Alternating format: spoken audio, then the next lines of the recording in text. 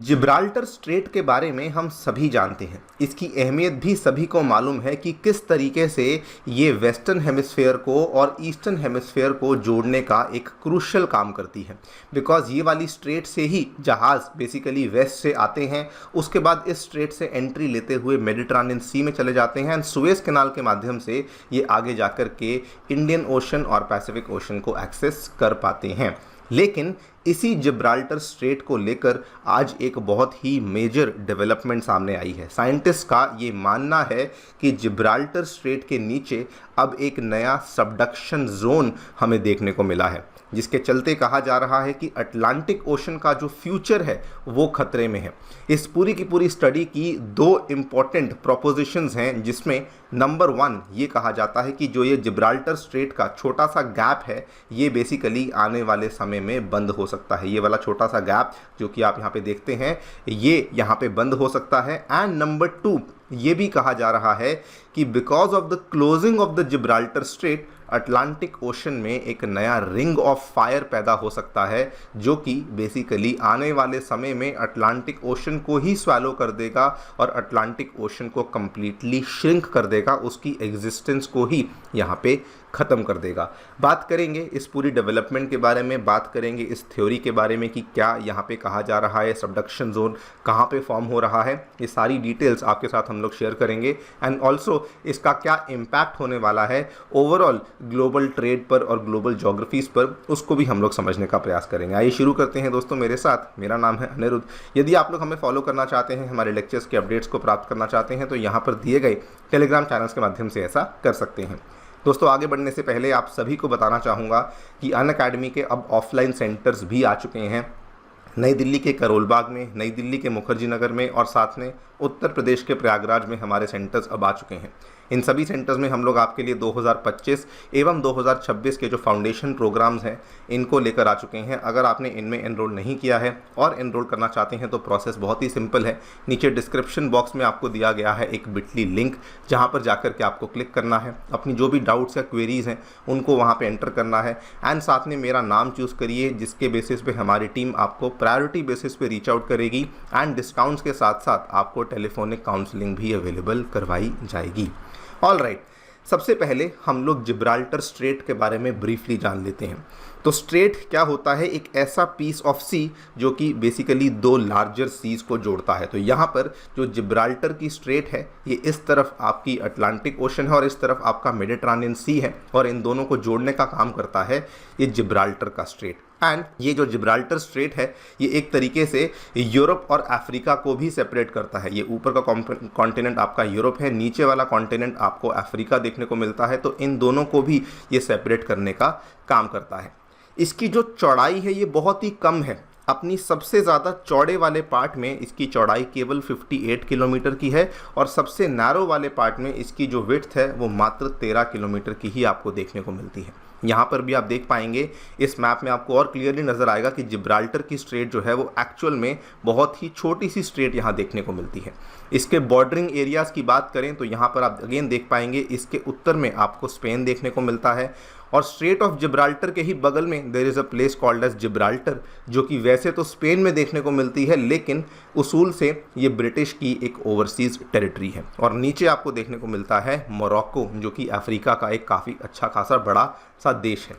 Now यहाँ पर भी आप इसको और क्लियरली देख पाएंगे कि स्ट्रेट ऑफ जिब्राल्टर जो है यहाँ पे बहुत सारे जो जहाज़ हैं ये आते जाते रहते हैं, because as I told you इसका एक बहुत ही इम्पॉर्टेंट भूमिका है इन दी वर्ल्ड ट्रेड, क्योंकि ये अटलांटिक ओशन और मेडिटरेनियन सी को जोड़ता है और उसी बेसिस पे आप इवेंचुअली वेस्टर्न और ईस्टर्न हेमिस्फेयर्स को कनेक्ट कर पाते हैं। कहा जाता है कि जिब्राल्टर का जो स्ट्रेट है it is one of the busiest waterways in the world. Approximately daily basis पे 300 के आसपास जहाज़ हैं जो कि यहाँ से क्रॉस करते हैं। मतलब ये मान लीजिए कि हर 5 मिनट में एक जहाज़ है जो कि यहाँ से क्रॉस करता ही करता है। नाउ ये स्ट्रेट की फॉर्मेशन कैसे हुई थी, जियोलॉजिकली या जोग्राफिकली इसकी फॉर्मेशन कैसे हुई थी, इसको अगेन ध्यान से देखेंगे तो बेसिकली जो अफ्रीका की प्लेट है, जो कि अपने आप में एक बहुत ही बड़ी प्लेट मानी जाती है, अफ्रीका की प्लेट की नॉर्थवर्ड मूवमेंट की वजह से, जो कि यूरेशियन प्लेट के नीचे को सबडक्ट कर रही थी, उसके नीचे को जा रही थी, उसके बेसिस पे ये वाली स्ट्रेट की फॉर्मेशन हमें देखने को मिली थी। देखिए, this was formed due to the northward movement of the African plate towards the European plate. और ये जो सबडक्शन है ये अभी भी चल रही है, लेकिन सबडक्शन का जो पेस है, जो इसका मूवमेंट का जो स्पीड है, वो बहुत ही कम देखने को मिलता है। लेकिन अब एक नई स्टडी सामने आई है। जो स्टडी है ये पोर्चुगल की यूनिवर्सिटी ऑफ लिस्बन पोर्चुगल की ही राजधानी है, तो वहाँ की यूनिवर्सिटी ऑफ लिस्बन के प्रोफेसर हैं हुआओ दुआर्ते। इन्होंने यहाँ पे अपनी नई स्टडी में वार्निंग दी है that the Atlantic may be in the early stages of closure due to the subduction activity, जो कि हमें यहाँ देखने को मिल रही है। इनकी जो पूरी स्टडी है उसकी प्रोपोजिशंस क्या हैं उसको देख लीजिए। नंबर 1, इनका ये कहना है कि they have identified a new subduction zone, और जो ये नया सबडक्शन जोन है ये बेसिकली अटलांटिक ओशन में एक रिंग ऑफ फायर की तरह काम करेगा, जो कि आने वाले टाइम में कंप्लीट अटलांटिक महासागर को स्वैलो कर जाएगा। और इन्होंने बताया है कि ये वाला जो सबडक्शन जोन है ये फ़िलहाल जिब्राल्टर स्ट्रेट के नीचे देखने को मिलता है, और ये जो सबडक्शन जोन है ये धीरे धीरे बढ़ रहा है, एंड आने वाले समय में ये वेस्टवर्ड्स एक्सपैंड करने वाला है। मतलब कि अगर आप इसको यहाँ पे मैप में देखेंगे तो यहाँ पे नीचे आपको सबडक्शन जोन देखने को मिलता है इस वाले पार्ट में, और ये westward towards the Atlantic ocean में एक्सपैंड करेगा, जिसकी वजह से अटलांटिक ओशन धीरे धीरे बंद होना शुरू हो जाएगी। इसको समझ लीजिए, मैप के माध्यम से आपको समझा देता हूँ। देखिए, ये अटलांटिक ओशन है। अटलांटिक ओशन में हम सभी ने पढ़ा हुआ है कि नीचे डाइवर्जेंट प्लेट बाउंड्रीज देखने को मिलती हैं। जो ये डाइवर्जेंट प्लेट बाउंड्रीज हैं ये बेसिकली इसमें क्या होता है कि आपका जो ओशन फ्लोर है ये एक्सपैंड करता रहता है। यहाँ पर आपका नया नया ओशन क्रस्ट बनता रहता है, ये एक्सपैंड करता रहता है। लेकिन अटलांटिक ओशन की खास बात क्या है कि यहाँ पर आपको सबडक्शन जोन्स ऑलमोस्ट ना के बराबर देखने को मिलते हैं। एक तो आपको ये वाला देखने को मिलता है लेसर एंटिलेज आर्क, जो कि यहाँ पर सबडक्शन जोन है, मतलब कि एक प्लेट नीचे को धंस रही है, और दूसरा आपको ये वाला देखने को मिलता है स्कोशिया आर्क, यहाँ पर भी आपकी सबडक्शन जोन देखने को मिलती है। इसके अलावा पूरे अटलांटिक ओशन में यहाँ से लेकर कनाडा, अमेरिका से लेकर आपको इवन साउथ अमेरिका में कहीं पर सबडक्शन जोन देखने को नहीं मिलता। सिमिलरली अफ्रीका का भी जो आपका वेस्टर्न एज है यहाँ पर भी आपको सबडक्शन जोन देखने को नहीं मिलता।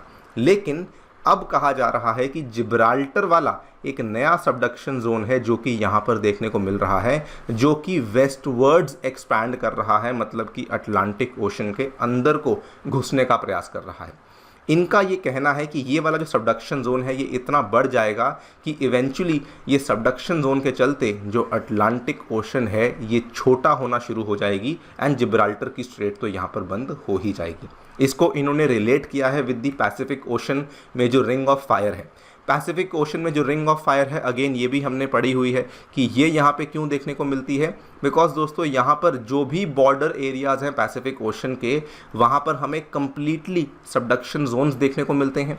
इसी बेसिस पे इसे रिंग ऑफ फायर कहा जाता है। इसी बेसिस पे यहाँ पे बहुत सारे अर्थक्वेक और बहुत सारे वॉल्केनोज हमें देखने को मिलते हैं। लेकिन अटलांटिक ओशन में हमें ये सब देखने को नहीं मिलता था, कोई रिंग ऑफ फायर नहीं थी। लेकिन अगर यहाँ पर एक नया जिब्राल्टर स्ट्रेट के नीचे जो सबडक्शन जोन आ रहा है, अगर ये एक्सपैंड कर रहा है तो एक आने वाले समय में अटलांटिक ओशन में भी पैसिफिक ओशन की ही तरह हमें एक रिंग ऑफ फायर इस तरीके से देखने को मिलेगा। नाउ ऐसा क्यों होता है कि सबडक्शन जोन के बनने की वजह से ओशन का श्रिंकेज होगा? देखिए, सबडक्शन जोन्स, अगर आपने प्लेट टेक्टोनिक जो आपकी थ्योरी है उसको सही से देखा होगा तो सबडक्शन जोन्स हमेशा पैदा होते हैं कन्वर्जेंट प्लेट मार्जिन पे। मतलब कि दो प्लेट्स जब इंटरैक्ट करती हैं और एक प्लेट जब दूसरी प्लेट के नीचे धंस जाती है, मतलब कि सबडक्ट हो जाती है, उस सिनेरियो को हम लोग सबडक्शन जोन बोलते हैं।